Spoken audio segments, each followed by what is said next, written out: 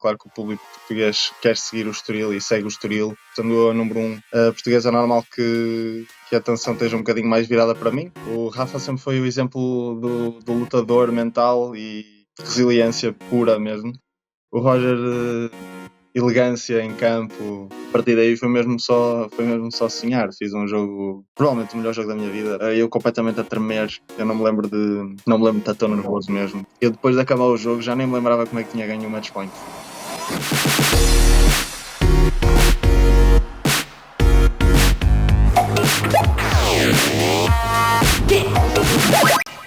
Olá, tudo bem? Estamos de regresso, estamos no ar para mais um episódio do 1 para 1, powered by Betway, e este é diferente. Diferente porquê? Perguntam-me, porque vamos focar as nossas atenções noutra modalidade.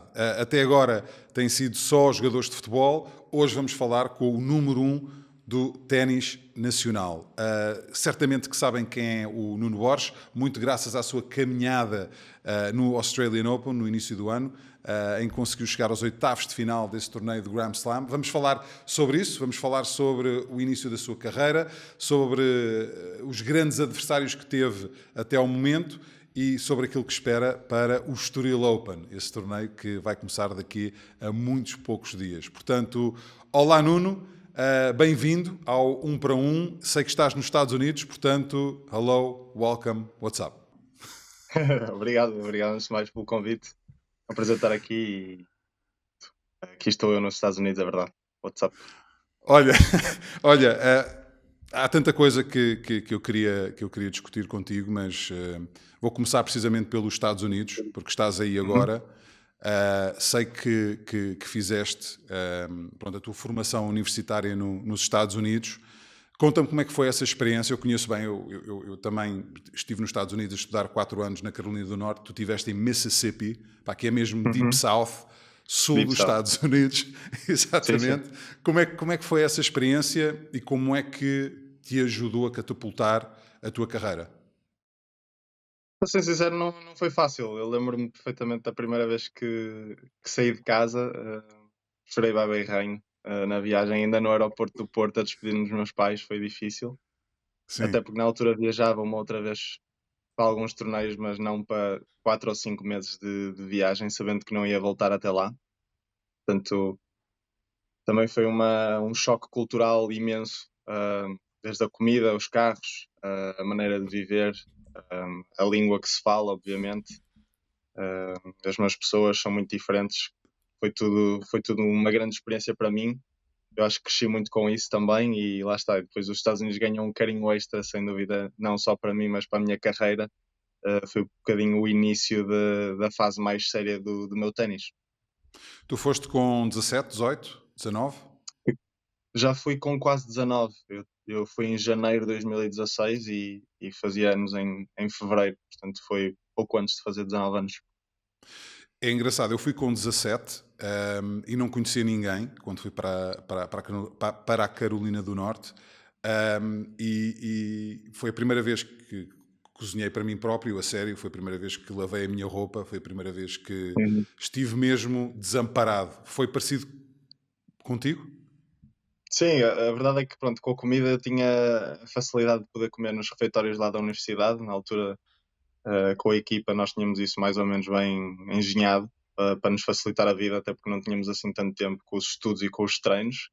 Mas sim, criar novos amigos. Eu não conhecia ninguém na equipa, literalmente. Os treinadores eram meros estranhos também. Eu conhecia-os, mas muito mal. E foi tudo um bocadinho fechar os olhos e arrancar e partir para uma nova aventura e ver no que é que dava. Acabou por correr muito, muito bem. Já vamos regressar a esse tema, porque eu quero saber como é que correu também a tua carreira universitária e tecnicamente como é que te ajudou a chegar onde estás agora. Mas queria abordar o presente.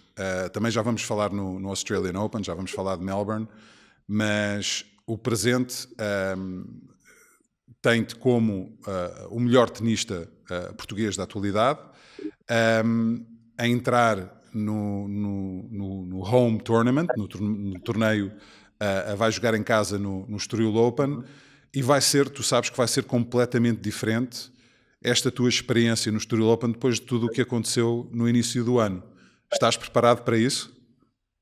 Acho que sim, o Estoril sempre foi um bocadinho de mais atenção, diria tal como aos grandes slams, de maneira diferente. Claro que o público português quer seguir o Estoril e segue o Estoril, a atenção está sempre um bocadinho virada. Neste caso, estando a número um portuguesa, é normal que a atenção esteja um bocadinho mais virada para mim, mas é algo que tenho aprendido a viver um bocadinho com isso, de ter a atenção nos meus olhos, a pressão, digamos assim, é uma boa pressão, porque, claro, no fundo, o ténis é um jogo e estou aqui para competir e para jogar, e é por isso que eu adoro este desporto.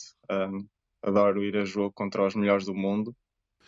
Tu obviamente ganhaste o torneio de pares em 2022, portanto já sabes o que é ter sucesso neste torneio. As tuas expectativas, muito honestamente, passam por vencer pela primeira vez no quadro singulares? Sim, acho que ainda tenho alguns patamares a desbloquear, digamos assim, nos torneios ATP. São torneios pronto, que só vêm mesmo os melhores do mundo. O Estoril, da maneira que é tão bem organizado, é um torneio tão bem feito que eu acho que também atrai alguns jogadores extra em relação a outros torneios da mesma categoria. Portanto, que não torna a tarefa mais fácil para os portugueses que querem vencer. Mas é ótimo que seja assim. E esses grandes nomes também dão nome aos torneios, e para mim é só mais motivação, é só mais algo a olhar para a frente e continuar a trabalhar, continuar a melhorar. O que é que te ajudou também ver alguém como o João Sousa a ter o sucesso que teve e a conseguir feitos que nenhum tenista português tinha conseguido até ao momento? A entrar no top 40, a ganhar torneios ATP. O que é que isso significou para ti? E sabendo que agora esta também vai ser a última prova em que ele vai entrar, fala-me no impacto que o João teve para ti e para o ténis português. Engraçado, eu conheci o João já tarde, eu até diria, eu tive a oportunidade de conhecer a equipa da Davis por 2 vezes. Houve uma vez que treinei com eles, houve outra vez que fui apanhar bolas, tinha 12 anos, lá na Maia. Uh, Lembro-me do Rui Machado, do Frederico Gil, Leonardo, lembro-me do Pedro Sousa. Por alguma razão o João não estava nessa eliminatória, e portanto as primeiras memórias que tive foram dos outros, ela é de uma geração um bocadinho mais velha, mas que na altura o João já estava no topo mundial, por alguma razão não compareceu. Então esses se calhar tiveram um impacto mais cedo no meu ténis, e só mesmo quando comecei a partilhar campo com ela na equipa da Davis é que teve um impacto gigante. Eu comecei a conhecê-lo um bocadinho melhor. Já tinha jogado contra ele, mas não tinha realmente percebido a essência que ele é como pessoa. E para ser sincero, foi mesmo aí que eu percebi o quão especial ele era, assim que fui companheiro de equipa dele. Pronto, foram Especial porquê? notícias. Eu acho que ele.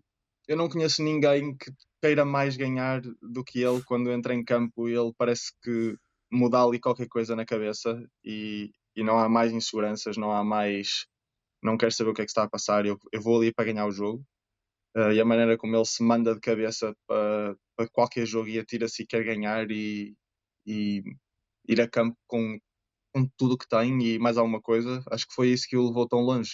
Acho que é por isso, exatamente por isso que ele é uma grande inspiração, e às vezes não é o pessoal achar que é um grande ténis que lhe safou um enorme talento. Eu vejo muito mais no trabalho que ele meteu, porque realmente vivi de muito perto o que é que ele é capaz de fazer contra os melhores do mundo, e muitas vezes eu achava, caramba, o outro adversário joga mesmo muito bem, não estou a ver como é que o João vai buscar isto, e de repente ele dava-nos uma vitória. Aprendeste com isso? Aprendi muito com isso. Ainda agora, um, eu tenho usado isso quando os desafios às vezes apertam e são muito intimidantes, pelo menos para mim. Às vezes é difícil encarar o jogo e acreditar que podemos ganhar desde o início, e ele mostrou-me que isso ajuda muito a conseguirmos às vezes alcançar os nossos objetivos. Mesmo agora, os meus objetivos só têm vindo a aumentar, a minha carreira tem vindo a subir, e pensar dessa maneira ajuda-me muito a ir à procura de um bocadinho mais e a encarar o jogo um bocadinho da maneira diferente de maneira a conseguir potenciar-me e realmente competir com os melhores do mundo. Ainda mais uma pergunta sobre o Estoril Open. O que é que significa ter o apoio do público da casa para a determinação, a motivação e mesmo a capacidade de ganhar um encontro? O que é que isso significa para um tenista e o que é que significa para ti? E se dá-te mais 5, mais 10%, mais 15%, o que é que isso pode significar em momentos mais complicados ou em momentos mais decisivos de uma partida? É difícil quantificar, como podes imaginar, mas sem dúvida que é uma percentagem interessante extra, garanto. Porque o ténis é um desporto tão longo, jogamos o ano todo. A verdade é que não conseguimos competir ao nosso melhor todo o ano. E há torneios mais especiais do que outros, por quaisquer razões que sejam. Às vezes calha só estarmos a sentir-nos melhor a nível mental ou a nível físico. É difícil estar sempre no topo de forma. E o Estoril, sem dúvida, é um desses momentos. Eu acho que nós mentalizamos que queremos estar bem e queremos muito ganhar aquele torneio acima de provavelmente qualquer outro da mesma categoria. E, e diria dos top 3 momentos em que eu a nível mental me sinto mais fresco, mais motivado. São esses, e se calhar, Davis Cup, porque vamos buscar ali uma energia extra, o facto de estarmos a jogar com os portugueses do nosso lado.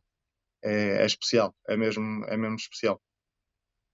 Eu queria falar um bocadinho sobre esse aspecto mental do ténis, porque eu fui um privilegiado, tive a oportunidade de viver de perto a carreira do Roger Federer, do Rafa, Nadal, do Novak, Djokovic e do Andy Murray.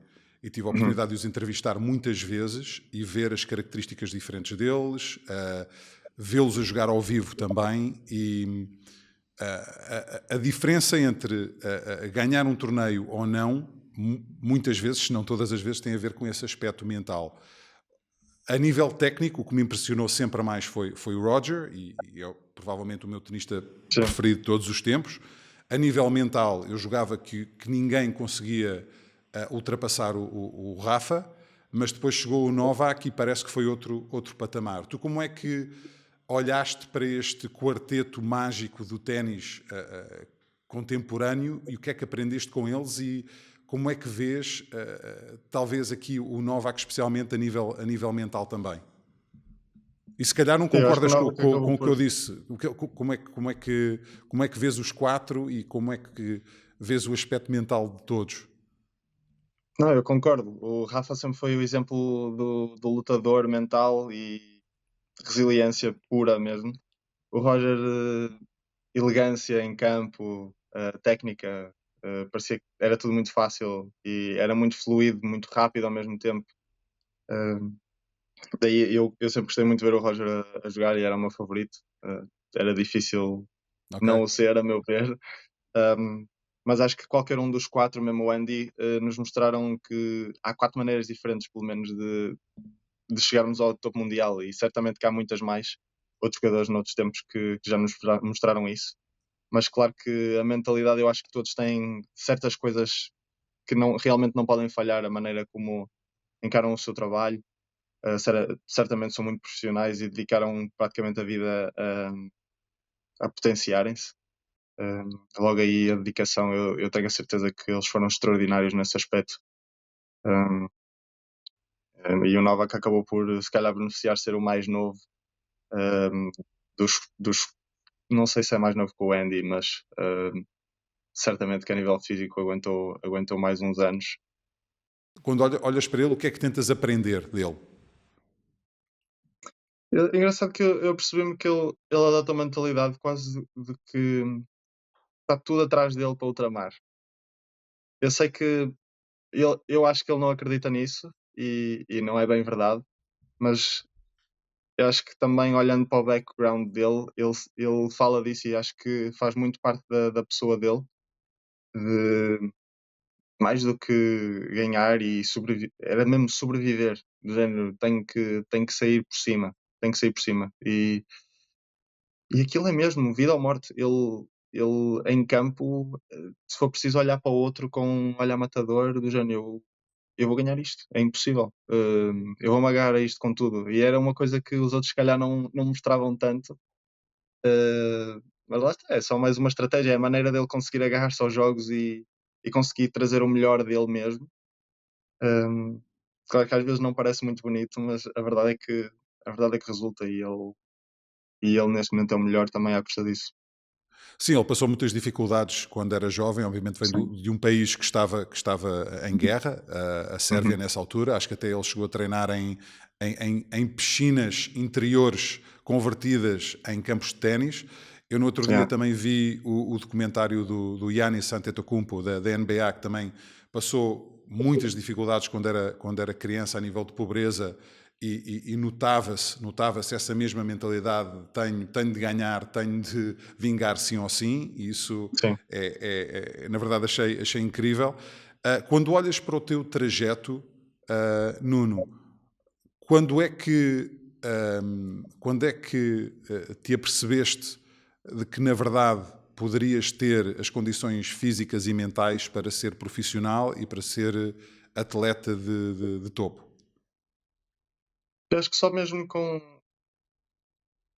20, 21, se calhar é que eu comecei a ver mesmo que se calhar consigo fazer aqui qualquer coisa, do género, sabia lá eu o que é que estava a mandar, no fundo, não é? Eu já jogava ténis há algum tempo e eu brincava, não é? E comecei a jogar os primeiros torneios, mas eu na altura escolhi também os Estados Unidos por causa disso, porque não me via a ter sucesso ali a curto prazo, a começar a participar nos meus primeiros futures, são os primeiros torneios profissionais, a começar a dar dinheiro. hum, tive a oportunidade de jogar um ao outro e assustaram-me um bocadinho, porque eram condições duras, todas as semanas íamos para um sítio diferente, os adversários na altura eram grandes, com um caparro, e eu ainda um bocadinho Não magrinho, fazias muito não, ginásio? não muito rápido. Lá gostava eu de jogar ténis e pronto, jogava mais ou menos, mas em Portugal a realidade era um bocadinho diferente, não é? Podia ser o número um sub-18 em Portugal, ou o número 2, e mesmo assim não ter hipótese nesses Hum. torneios que são só o início de uma carreira profissional. Portanto, não vou dizer que acreditei desde os 14, desde os 15, não é verdade. Hum. Não é verdade. E eu pouco sabia, mesmo quando comecei a acreditar aos 20 ou 21, pouco sabia eu do que é que seria o circuito, e o quão ia exigir de mim nesta altura e nos anos até chegar aqui. Tu lembras do momento em que tiveste de apostar em ti, relativamente ao facto de quereres ser jogador, de acreditares que podia acontecer e podias competir ao mais alto nível? E porquê? Foi um bocadinho um processo, não foi logo a mandar-me de cabeça, não foi logo, ok, a partir de agora eu sou profissional e faço só isto e vou largar tudo o resto. Foi um bocadinho um processo do género. Eu aos 21 já estava no meu segundo, terceiro ano da universidade, comecei a pensar, eu estou a ter bons resultados, eu adorava continuar a jogar, eu não me vejo a fazer mais nada, e acho que foi um bocadinho por aí, do género, vou à procura daquilo que eu gosto do que deitar tudo a perder para arriscar nesta vida. Eu comecei a amealhar os primeiros euros que eu ganhava nos torneios em Portugal. Felizmente, eu sempre voltava dos Estados Unidos em maio. Eu tinha 5, 6 torneios que eu jogava no verão, que aproveitava que estava em Portugal. Os custos eram muito mais pequenos, muito mais acessíveis. Eu pegava lá no carro e ia para os torneios. E depois comecei a pensar, ok, juntei aqui algum no final dos 4, agora posso tentar jogar. E sabia que era muito dispendioso e provavelmente ia precisar de uma equipa, mas arranquei com o básico. Foi largar os estudos, acabei os estudos e decidi, ok, está na hora de ir a jogo. E depois ainda tive algum tempo sozinho depois de sair dos Estados Unidos. um, e depois de algumas conversas com o Rio Machado, o diretor técnico lá da Central de Rimento, agora meu treinador. Depois eu decidi ir para o Central de Rendimento e ainda aí estou, e desde aí as coisas têm multiplicado de maneira louca mesmo. Muito, sim, muitas novas experiências, desde torneios cada vez maiores, grandes slams, e fui cada vez mais em si apostar e ser cada vez mais profissional. Nuno, tu falaste em torneios Grand Slam e Uhum. queria aqui aproveitar a dica para abordar o tema Australian Open, primeiro português a chegar à quarta ronda, aos oitavos de final. Conta-me como é que viveste aquela semana mágica, mais do que uma semana mágica, Sim. e o que é que te estava a passar pela cabeça na altura? Engraçado que eu não achava que estava a passar por um momento particularmente bom, mesmo a nível mental. Eu lembro-me, joguei logo no início do ano, dia 1, e perdi em Hong Kong, logo na primeira ronda. Pronto, estava com algumas dificuldades a sentir-me outra vez com ritmo. Foi o primeiro torneio do ano, depois da pré-época, um bocadinho a recuperar o ritmo. Depois joguei em Auckland, tive uma derrota bastante pesada na segunda ronda com o Arthur Fils. Uh, Basicamente, como se costuma dizer, levei uma tareia. Portanto, cheguei à Austrália não com o peito feito de todo, e fui com o objetivo do género: vou com tudo nesta primeira ronda e vou à procura de ganhar este primeiro jogo. A melhor de 5 sets eu achei, ok, dá-me um bocadinho mais de tempo, do género de poder Ganhar respirar. Se ritmo? levar a um Yeah. break não é o fim do mundo. E acho que os grandes slams também são especiais nesse aspecto, exatamente por causa disso, porque há muito para jogar, e a melhor de 5 sets realmente é muito diferente à melhor de 3, até porque os adversários que nós conseguimos defrontar, às vezes as hipóteses mudam muito. Uh, Pronto, fiz um primeiro jogo muito bom, ganhei logo em 3 sets, muito físico até, principalmente os dois primeiros sets, foi tipo 7-5 e 7-6. Um, e fiquei muito satisfeito. Do género, fui para a segunda ronda já um bocadinho mais solto, um bocadinho mais aliviado, do género, ok, o meu primeiro objetivo já cumprido, agora já posso quase respirar. Eu queria mesmo muito aquela primeira ronda, mas mente aberta, do género, vou ver como é que este set corre. Primeiro set com o David Fokina, ganho um 7-6, a salvar um set point no tie break. Comecei a olhar para ele do género, ele está ali irritado, está ali frustrado, cabisbaixo um bocadinho, e depois foi um bocadinho crescer eu mesmo com isso. Olhei para ele um bocadinho mais baixo, eu achei, se calhar eu até consigo ganhar isto, e de repente ganhei em 3 sets também, a aproveitar um bocadinho esse momentum que eu tive durante o jogo, de principalmente ganhar o primeiro set. Eu de repente estava na terceira ronda e nunca tinha estado. A partir daí foi mesmo só sonhar. Fiz um jogo, provavelmente o melhor jogo da minha vida, principalmente porque foi a melhor de 5 sets. Foi preciso uma consistência extra. Não é preciso ser só bom durante um set ou um set e meio, é Não. preciso mesmo ganhar muita coisa. Uh, Perdi o primeiro set, engraçado, que mesmo assim depois consegui dar a volta ao resultado. Tive um segundo set muito bem disputado. Acabei por salvar ali algumas oportunidades de break que ele teve a seu favor, e acho que a partir daí depois mudou tudo. Ele não conseguiu competir bem no terceiro set. De repente estou eu no tie-break do quarto set com tudo em jogo, eu completamente a tremer. Eu A não me lembro sério? de estar tão nervoso mesmo, sim. Uh, Senti mesmo muito o momento, sem dúvida, e lembro-me que estava por cima, depois estava por baixo, depois ele faz uma dupla falta, depois faço eu, ou ao contrário. Engraçado que eu, depois de acabar o jogo, já nem me lembrava como é que tinha ganho o match point. Eu pouco depois quando falei com o meu treinador, eu já estava mesmo só quase tão focado em cada bola que já não interessava mais nada. Depois, quando me larguei-me para o chão, comecei-me a rir do género: o que é que acabou de acontecer? Uh, Foi tudo assim muito de repente. Eu sei que tinha um dia de intervalo, mas eu não conseguia assimilar tudo. Eu estava a jogar na quarta ronda e eu não sabia o que é que estava a passar. Eu não. Eu não. É verdade, é Não, verdade. imagino, porque estava tão fora dos parâmetros que se calhar tinhas estabelecido para ti próprio Sim, nesse sim. torneio, que era um bocado uma realidade alternativa, não é? E Relativamente àquilo foi, que. foi. Eu não imaginei, não estava pronto, não estava à espera de nada disso. E depois estava só a viver no momento, estava a aproveitar. Mesmo assim, eu fiz um bom jogo na quarta ronda. Claro que os Fizeste. desafios são cada vez maiores nessa altura, já com um jogador muito experiente. Já tinha feito final lá, se não me engano, 2 vezes. Sim, sim, sim, sim. Acabou por perder mais uma, mas Uh, foi tudo uma experiência incrível. Joguei na Rod Laver Arena e foi mesmo eu quase que me senti o pessoal a ver da televisão quando eu me via, ou eu via o Roger a jogar na altura, ou o Joko, na televisão. Portanto, foi muito especial. Acho que, sem dúvida, o highlight da minha carreira e só me traz mais motivação para continuar a estar aqui e dar uma oportunidade de ter esse tipo de experiências.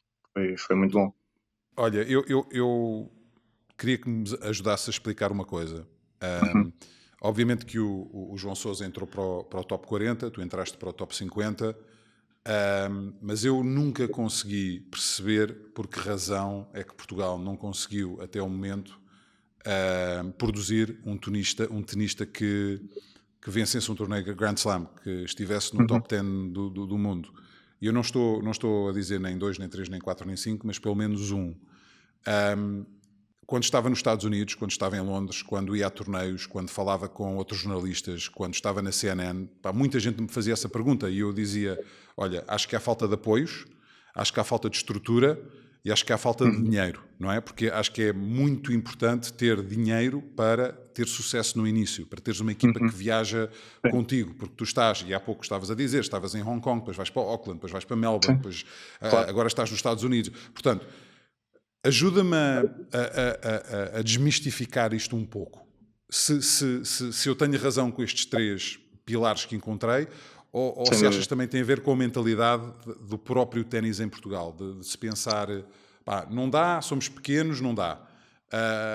Mas há outros países pequenos, e olhamos para a Suíça, por exemplo, que Sim. produziu 2 grandes jogadores nos últimos tempos, o Roger e o Stan. Portanto, vou-me calar porque quero que tu me ajudes a explicar Não, isto. é difícil dizer um fator que realmente faça toda a diferença, mas a cultura desportiva em Portugal realmente não está virada para o ténis e nós temos grandes jogadores de futebol exatamente por isso. Eu acho que a atenção que é gerada a longo prazo cria que mais miúdos queiram seguir esse desporto e lá está. Começa-se a ver Bruno Fernandes, Cristiano Ronaldo, Luís Figo já na altura, grandes jogadores a desbloquearem esse tipo de Ok? patamares e a chegarem a esse nível. Eu acho que ajuda a outros que tiveram caminhos semelhantes ao português ou outros que acreditem que é possível lá chegar. E eu acho que o ténis ainda teve pouco disso. Acho que nos últimos tempos temos vindo a subir muito. E aliás, ainda agora, ainda agora comentamos na Davis que tínhamos o número 1, o número 2, o número 3 e o número 4 todos os tempos na equipa da Taça Davis. E eu acho que isso diz algo. Do género, nos últimos tempos realmente o ténis em Portugal tem vindo a evoluir e eu acho que a Federação tem feito um bom trabalho a tentar promover o desporto, mas a cultura ainda de ténis eu acho que é pequena e eu acho que começa por aí. E tu achas que, obviamente, o facto do João agora ter tido o sucesso que teve, Hum. tu também teres passado a ser mais mediático, achas que isto pode ajudar a próxima geração, certo? E eu também acho, muito Uhum. honestamente, que a própria imprensa Uhum. portuguesa tem de dar mais valor a estas coisas. Sim. Sim, até o próprio o Diogo Ribeiro, agora que foi campeão mundial, a aparecer capa dos jornais, isto é tudo, é importantíssimo. Eu acho que as pessoas às vezes não seguem, Também exatamente acho. porque os mídias não dão importância de vida. É inacreditável, é o melhor já de todos os tempos. É campeão do mundo. É campeão do mundo. Isso no ténis é mesmo loucura, quer dizer, é o equivalente a ganhar um grande slam. Um, É dos maiores feitos que se Concordo. pode fazer. Ainda por cima, a nível individual, eu acho que ainda é mais gratificante. Concordo e E quero claro. passá-lo também para o podcast antes dos Jogos Olímpicos. Vou tentar, vou tentar. Eu queria aqui falar sobre alguns dos jogadores mais mediáticos com quem já tiveste a oportunidade de jogar. O Andy Murray, jogaste no ano passado, num Uhum. Challenger. Cérebro, versatilidade. Okay? Eu sempre gostei imenso do Andy, sabes? Ele antes de ganhar o Wimbledon, em Inglaterra não gostavam muito dele. Primeiro porque Uhum. é escocês, e há aquela Sim, rivalidade sim, Escócia-Inglaterra, e depois porque ele não era sorridente, não era aquele atleta que brilhava na imprensa e nos tabloides, etc. é Então eles verdade. implicavam um bocado por causa disso. Mas eu sempre que o entrevistei, pá, achei um rapaz impecável, Uhum. educado e muito focado. Pá, e fiquei muito contente quando ele ganhou o Wimbledon. Um, o Tsitsipas, Eu diria que único porquê? e gigante. Ele não Gigante, parece sim. tão grande, ele não parece tão grande na televisão, mas ele é um armário autêntico, é verdade. Eu passei ao lado dele e realmente quando joguei contra ele consegui perceber que ele é o deus grego. E queria Um, falar. Diz. ele tem uma maneira estranha de ser, ele mesmo a falar parece um bocadinho diferente, mas também é um miúdo extremamente focado e dedicado. E acho que as pessoas às vezes uh, não o conseguem entender, por isso é que eu acho que ele é tão criticado também, mas ele é bom rapaz. E queria falar um bocadinho contigo sobre o Alcaraz, porque tu Uhum. jogaste com ele em Barcelona. Sim, sim. Como é que isso foi? Como é que o vês? Foi intimidante. Duas palavras. Sim, pode ser. Intimidante e simpático. Ele é dos que faz mais para. Eu acho que para dar a entender que está ali com respeito e que gosta de estar ali e quer passar uma mensagem de paz e não de criar ali atrito de todo. Um, gosto muito dele, da atitude dele. Acho que é um exemplo incrível. É tão novo já e parece que já anda aqui há 10 anos. Achas que ele é o herdeiro do Djokovic como número um ou alvo número um a bater? Eu acho que sim, ele meteu-se nesse patamar já tão cedo. Já ganhou 2 grandes slams e, e desde os 18 ou 19 que está ali a roçar o número um. Eu acho que sim. Ele ainda é muito novo, se calhar ainda não tem a consistência para ganhar ao Djokovic em termos de ranking ainda. Mas eu acho que mais cedo ou mais tarde ele vai ser aquele a bater, eu acho. Ele e o Yannick Sinner neste momento são os mais novos, assim que prometem mais. Tu já jogaste contra o Sinner? Já, E o que é que achaste joguei dele? em Sófia. Um, também é para descrever em 2 palavras. Não, mas tipo duas frases, sim, não precisa ser só Não, duas palavras. ele, ele parece muito frágil, é engraçado. Ele parece um rapaz frágil, do género. Ele não parece ter muita força ou uma agilidade inacreditável, mas a verdade é que ele, quando toca na bola, quando bate na bola, aquilo soa diferente. Do género. É tão limpinho, é, é mesmo uma facilidade. Quer dizer, é muito trabalho, é muito trabalho. O pessoal diz facilidade porque soa bem na altura mas certamente que ele a nível de movimentação eu acho que ele também é muito eficaz. Eficácia eu acho que é a palavra certa para ele. Boa. Ok, vamos entrar para o momento locker room. Aqui basicamente é uma palavra ou uma frase para responder a estas perguntas. Está bem, Nuno? Ok. Primeiro vai ser tipo uma palavra para descrever os pisos em que jogas ténis. Portanto, piso rápido. Favorito. Favorita, sério? Uhum. Ok. O tempo dos Estados Unidos então foi crucial nisso. Relva Sim. Especial.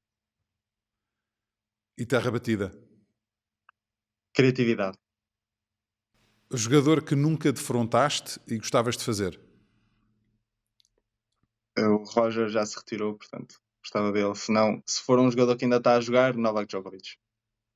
Yeah. Esperemos que tenhas a oportunidade de o Hum, fazer. também. Ahm, sem ser o Francisco Cabral, com quem gostarias mais de jogar pares?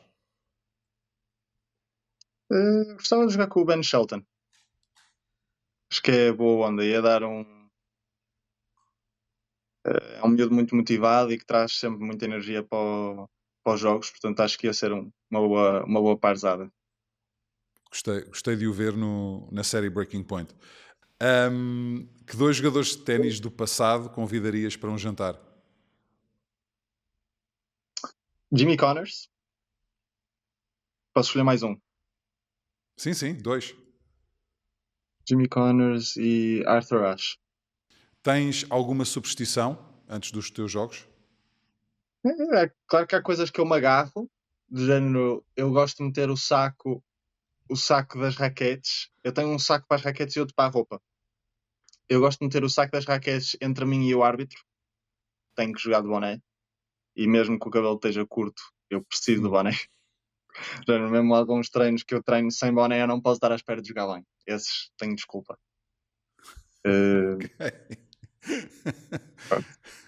Não sou assim tão esquisito com as raquetes, ou com as cordas, ou com as bolas, mas... Ok. E filme ou série preferida? Avatar, na altura, o Avatar. Filme favorito. E uma Série série que favorita não tenhas tem. visto agora? E imagino que tenhas muito tempo nessas viagens para ver. Tenho visto Scandal. Tinha uma série que eu acabei há pouco de ver, mas não foi a minha favorita. Eu gostei mais de Suits, por exemplo. Ok. Clássico. Quem diria que uma das atrizes principais depois viria a dar princesa, mas É verdade, isso é é verdade. uma conversa para outras núpcias. Sim, sim. Nuno, olha, gostei imenso de ter a oportunidade de falar contigo. Parabéns Obrigado. pela tua carreira, especialmente pela tua época agora, que Uhum. esperemos continue a ser histórica, e boa sorte para o Estoril Open. É para ganhar. Muito obrigado, Pedro. Vou continuar a trabalhar para isso.